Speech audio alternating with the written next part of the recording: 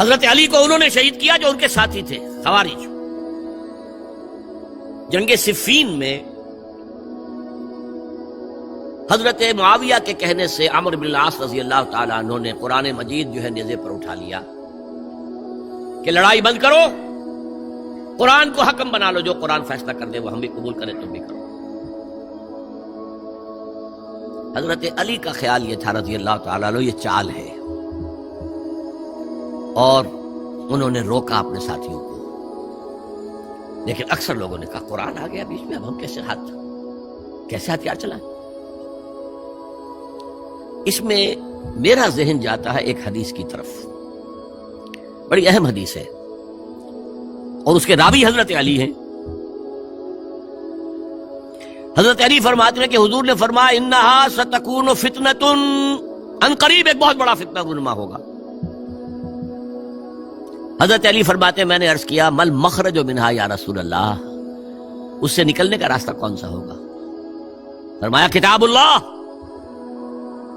فیہ خبر ما قبلکم ونبأ ما بعدکم وحکم ما بینکم، اس قرآن میں تم سے پہلے لوگوں کی خبریں موجود ہیں، بعد آنے والوں کے حالات موجود ہیں، اور تمہارے درمیان جو اختلافات بھی پیدا ہوں گے ان کا حل موجود ہے۔ تو کیسے نہ مانتے ہیں مسلمان؟ قرآن کو حکم بنایا جا رہا۔ بہرحال اس کے نتیجے میں جو بھی ہوا ہے یہ اب تاریخ کا معاملہ ہے، میں اس کی تفصیل میں نہیں جانا چاہتا، مسئلہ حل نہیں ہو سکا، لیکن حضرت علی کی خلافت جو ہے ان کے ہاتھ پر بیعت ہو گئی تھی، وہ چلی، لیکن 4.5 برس سوائے خانہ جنگی کے اور کچھ نہیں ہوا۔ وہ جو قافلہ آگے چل رہا تھا سیل رواں، وہ 1 انچ بھی آگے نہیں بڑھا۔ البتہ قیصر روم نے جب دیکھا یہ تو آپس میں لڑ رہے ہیں، اب موقع ہے میں حملہ کروں، چونکہ وہاں قریب ترین تو حضرت امیر معاویہ بیٹھے ہوئے تھے نا، شام میں، شام سے ملحق تھا نا آگے قیصر۔ حضرت معاویہ نے خط لکھا، او رومی کتے، اگر تو نے دارالاسلام پر حملہ کرنے کی جرت کی تو سن لے کہ علی کی طرف سے لڑنے والوں میں سب سے پہلے معاویہ ہوگا تیرے خلاف، لہذا اس نے جرت نہیں کی۔ بہرحال حضرت علی کو شہید کرنے والے تھے ایکسٹریمسٹ جو خود ان کے اپنے ساتھیوں میں سے تھے۔ انہوں نے کہا وہ حکم کیوں مانا؟ ان الحکم الا للہ، اللہ کے سوا کسی کا حکم نہیں، قرآن حکم نہیں ہے، کیوں مانا تم نے؟ اور اگر مانا تھا تو اب حکم کے بعد کیوں نہیں مانتے؟ چھوڑ دو خلافت۔ بہرحال یہ کہلاتے ہیں خوارج، جنہوں نے بغاوت کی ہے حضرت علی کے ساتھیوں سے۔ ان میں سے 3 نے بیٹھ کے طے کیا، یہ 3 جو در حقیقت بڑے شخص ہیں، یہ اس وقت امت جو ہے ان کی وجہ سے اس مشکل میں پڑی، ان تینوں کو قتل کر دو۔ فلاں دن صبح فجر کی نماز کے وقت ایک شخص وہاں جائے گا، ایک شخص وہاں جائے گا، ایک شخص وہاں جائے گا، اور فجر کی نماز میں قتل کر دو۔ ابن ملجم آیا، حضرت علی پر وار کیا، وار کاری ثابت ہوا۔ باقی 2 حضرت معاویہ اور حضرت عمرو بن العاص، ان میں سے ایک تو اس روز فجر میں آئے نہیں کسی وجہ سے، اور دوسرے پر جو وار پڑا وہ اوچھا وار تھا، وہ کھاری وار نہیں تھا۔ حضرت علی شہید ہوئے۔ اس کے بعد حضرت حسن کی خلافت ہوئی 6 مہینے، لیکن اب جب جنگ کا معاملہ ہوا تو حضرت حسن نے دستبرداری اختیار کر لی، حضرت معاویہ کو تسلیم کر لیا خلیفہ۔ حضرت معاویہ صحابی ہیں، کاتب وحی ہیں، حضور کے برادر نسبتی ہیں، صالح ہیں، ام حبیبہ بہن ہے ان کی جو حضور کی زوجہ محترمہ ہے، ان کا مقام بہت بلند ہے، لیکن ہم انہیں خلفائے راشدین میں شامل نہیں کرتے، اس لیے کہ ان کا جو خلافت کو اختیار کرنا یا حکومت اختیار کرنا یہ قبائلی عصبیت کی بنیاد پر تھا، باہمی مشورے کی بنیاد پر نہیں تھا۔ لیکن 20 سال تک ان کا دور حکومت ہے، اور کوئی خون ریزی نہیں، کوئی غارت گری نہیں، کوئی اختلاف نہیں، کوئی بغاوت نہیں، کوئی جھگڑا نہیں۔ مدبر اس درجے کے تھے۔ اب آئیے آخری سٹیج آئی، حضرت معاویہ کو مشورہ دیا گیا، مغیرہ ابن شعبہ ایک بزرگ صحابی تھے، کہ دیکھیے جناب امیر، مسلمانوں میں اختلاف ہوا، 4.5 سال 5 سال خانہ جنگی رہی، اب اگر پھر معاملہ آپ کے انتقال کے بعد ایسے ہی چھوٹ گیا تو اختلافات ہوں گے، جھگڑے ہوں گے، مختلف دعوے دار سامنے آئیں گے، جنگیں ہوں گی، پھر دوبارہ جو ہے فساد ہو جائے گا۔ آپ کسی کو نامزد کر دیجیے، اور پھر مشورہ دیا اپنے بیٹے یزید کو نامزد کر دیجیے۔ حضرت معاویہ ریلیکٹنٹ رہے، لیکن اس کے بعد انہوں نے مان لیا اور فیصلہ کر لیا۔ یہاں میں چاہتا ہوں کہ بات سمجھ لیں اچھی طرح۔ اس معاملے میں اگر آپ حضرت معاویہ کی نیت پر شک کریں گے تو مجھے آپ کے ایمان پر شک ہو جائے گا۔ نیت پر نہیں، غلطی ہو سکتی ہے، صحابی ہیں، نیت غلط نہیں تھی، نیت کیا تھی؟ اور میں سمجھتا ہوں 100% درست تھی کہ اب اتنا پانی گزر چکا ہے پل کے نیچے سے وقت کے دریا میں کہ بارے صحابہ سب رخصت ہو چکے، اب اکثریت 9 مسلموں کی ہے، عصبیتیں بھی ہیں، قبائلی عصبیتیں ختم تو نہیں ہوئی، لہذا جب تک کوئی قبائلی عصبیت پیچھے نہیں ہوگی حکومت نہیں چل سکے گی۔ یہ ابن خلدون کا لفظ ہے، عصبیت، کوئی چیز جو جوڑے آپ کو۔ تو دینی عصبیت اب کمزور پڑ گئی ہے، اس لیے کہ حضور نے جن کو تربیت دی تھی وہ اب گئے، اکثر و بیشتر گئے۔ اب اگر ایسے ہی چھوڑ دیا گیا اور کوئی قبائلی عصبیت پشت پر نہ آئی تو پھر خانہ جنگی ہوگی، 5 سال تک ہوئی۔ اس بنا پر انہوں نے اسے صحیح سمجھا۔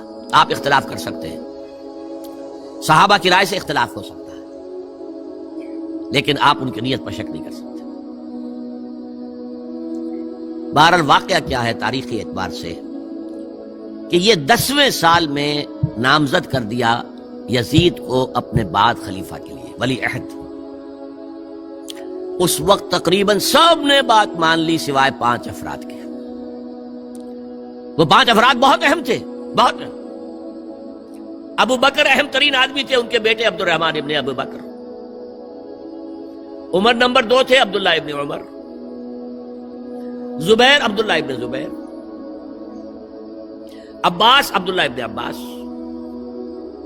اور حسین ابن علی۔ حضرت حسن کا انتقال ہو گیا تھا۔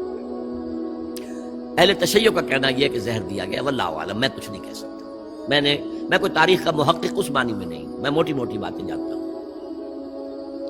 بہرحال انتقال ہو گیا تھا، 5 آدمیوں نے نہیں مانا، لیکن دیکھیے یہ تھی تدبر کی بات حضرت امیر معاویہ کی۔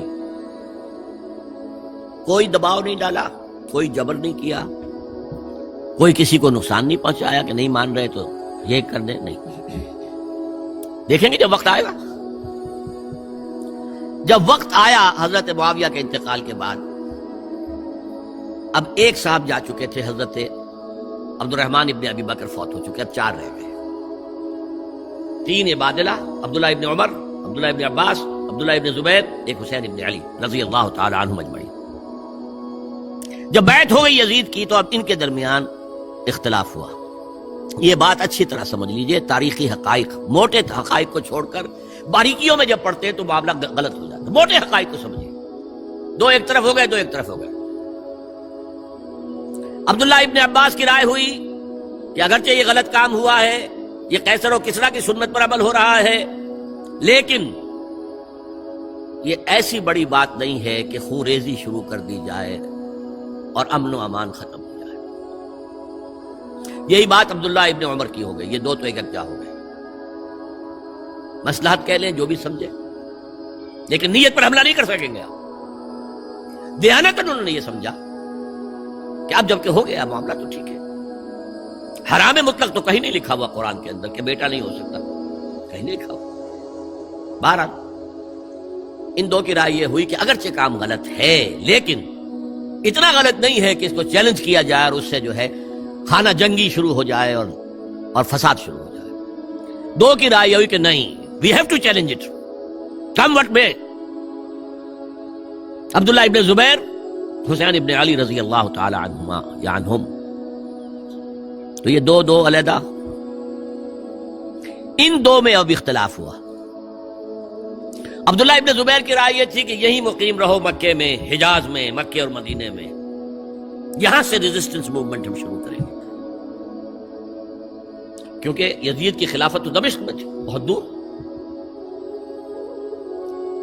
حضرت حسین کو خطوط آ رہے تھے کوفے سے، کوفہ حضرت علی کا صدر مقام رہا تھا، اور جن سبائیوں نے فتنہ پیدا کیا تھا حضرت عثمان کے خلاف وہ بھی وہیں آباد تھے۔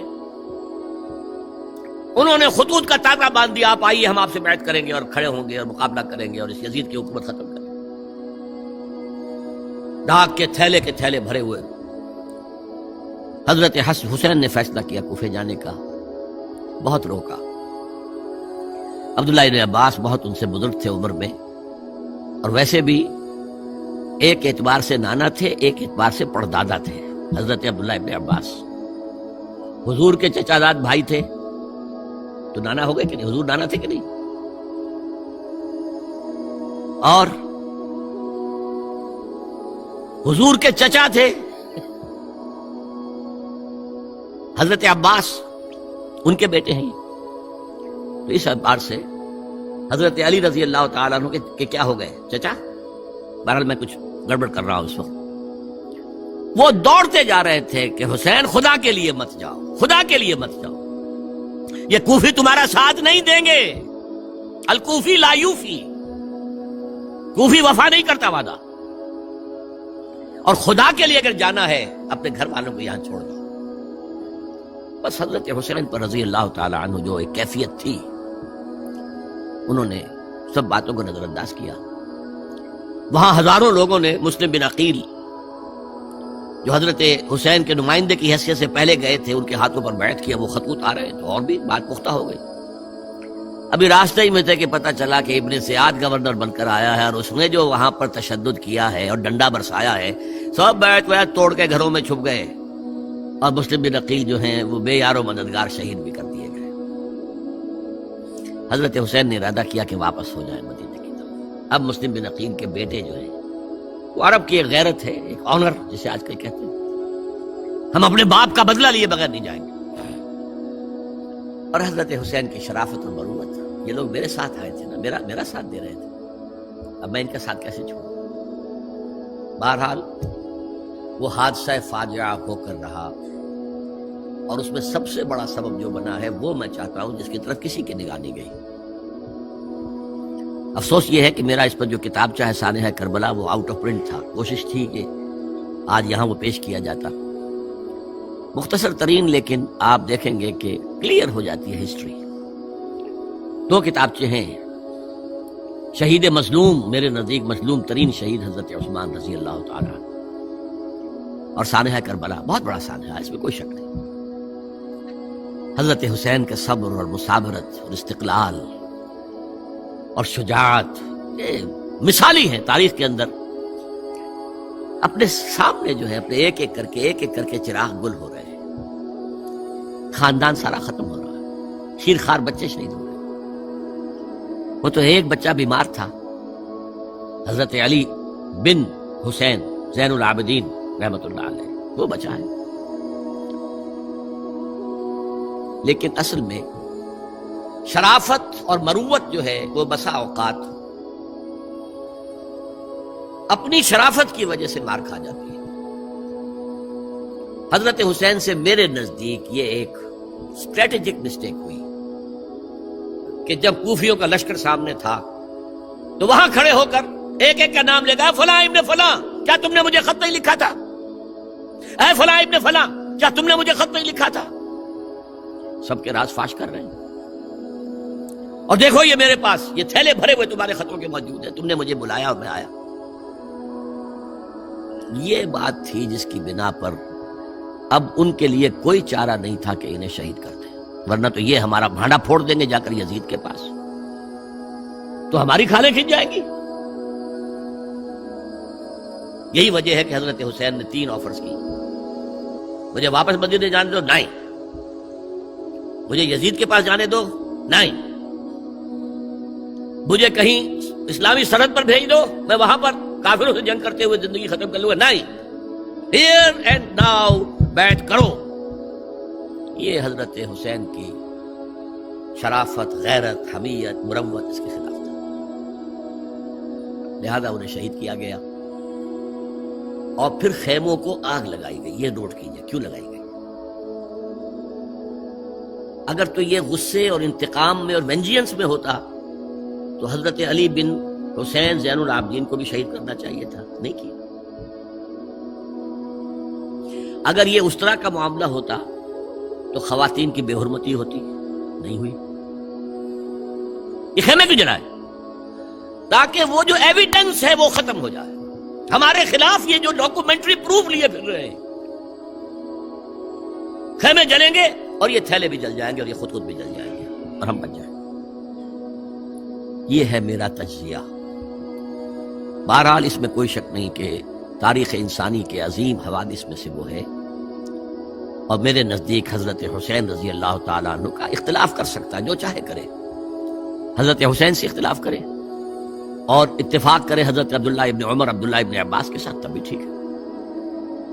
اور اگر حضرت عبداللہ ابن عباس اور عبداللہ ابن عمر سے اتفاق کرے اور حضرت حسین ان سے اختلاف کرے، تب بھی شک ہے۔ معصوم کوئی نہیں ہے، ہمارے نزدیک معصومیت خاصہ نبوت ہے، نبوت ختم ہوئی حضور پر، معصومیت ختم ہوئی۔ غلطی ہر ایک سے ہو سکتی ہے اور آپ رائے رکھ سکتے ہیں، لیکن کسی صحابی کی نیت پر حملہ نہیں کریں گے۔ صحابی کی نیت پر حملے کا مطلب کیا ہے کہ محمد صلی اللہ علیہ وسلم تزکیہ نفس نہیں کر پائے۔ یہ ریفلیکٹ کرے گی حضور کی اس پوری کی پوری جد و جہد پر کہ شخصیت سازی نہیں کر پائے محمد صلی اللہ علیہ وسلم، نہیں، معاذ اللہ ثم معاذ اللہ ثم معاذ اللہ۔ بہرحال یہ ہے تاریخ کے اعتبار سے ہمارے ہاں جو عظیم ترین ذی الحج کے مہینے میں حضرت عثمان شہید ہوئے تھے، 28 ذی الحج کو حضرت عمر پر حملہ ہوا تھا، 1 محرم کو ان کی شہادت ہوئی تھی، 10 محرم کو یہ سانحہ کربلا پیش آیا تھا۔ یہ ہماری اس ابتدائی تاریخ کے اہم لینڈ مارکس ہیں جنہیں ہم شہادت کے نام سے جانتے ہیں۔ حضرت حسین کو یاد کر لیں، حضرت عثمان کو یاد کر لیں، ان کے لیے کوئی رنج اور غم کا اظہار کر لیں، اس سے کچھ حاصل نہیں ہے۔ حاصل تو یہ ہے کہ شہادت علی الناس کی تیاری کیجئے، اپنی ذاتی زندگی میں آج سے گواہی دیجئے اللہ کے بندے ہونے کی، اپنے عمل میں، اپنے قول میں، اور کوشش کیجئے کہ مل جل کر اس ملک کے اندر وہ نظام برپا کریں کہ جو شہادت علی الناس دین حق کے ایک کامل نمونے کے طور پر دنیا پر حجت قائم کر دے کہ دیکھ لو اپنی آنکھ